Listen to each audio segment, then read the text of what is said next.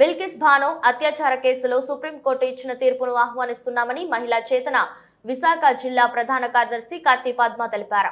మంగళవారం Visakha VJF press club లో ఏర్పాటు చేసిన మీడియా సమావేశంలో మాట్లాడుతూ సామూహిక అత్యాచార గురైన బాధిత కుటుంబానికి తగిన న్యాయం చేసే విధంగా సుప్రీంకోర్టు ఇచ్చిన తీర్పుతో న్యాయ వ్యవస్థపై మరింత నమ్మకం పెరిగిందన్నారు.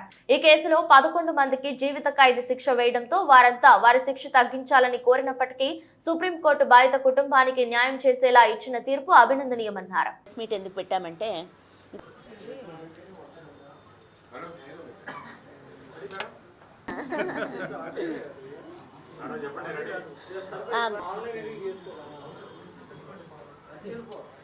పాల్పడడం అలాగే దీని వెనక ఎంత విజయం ఉంది అంటే మన ఏవైతే ప్రభుత్వాలు ఉన్నాయో రాజ్యాంగానికి విరుద్ధం అని చెప్పి అలా చేసే అధికారం ఏ రాజకీయ పార్టీకి లేవు. దేశంలో మహిళలకి ఇంకా గౌరవం ఉందని, మహిళలకి ఇంకా రక్షణ ఉందని, ఈ భారతదేశంలో అనుగుణంగాను ప్రభుత్వ విధానాలు చేస్తున్నారో అవి చేయడానికి వీల్లేదు, అవి రాజ్యాంగానికి విరుద్ధం ధిక్కరిస్తాయని చెప్పి కొట్టివేస్తాయని చెప్పి నిరూపించిన తీర్పుది.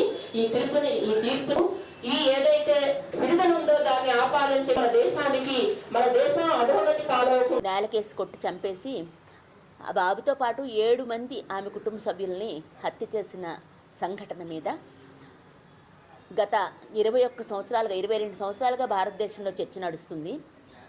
ఈ కేసులో ఆమె చాలా గట్టిగా నిలబడి పోరాటం చేశారు. అదేవిధంగా గుజరాత్లో ఉన్నటువంటి యాక్టివిస్టులు, ముస్లిం సంఘాలు అందరూ కూడా ఆమెకి అండగా నిలబడ్డారు. చాలా వరకు నిలబడి ఈ కేసు ఇప్పటికి ఈ రోజుకు వచ్చే వరకు కూడా ఈ కేసు మీద పోరాటం జరుగుతూనే ఉంది.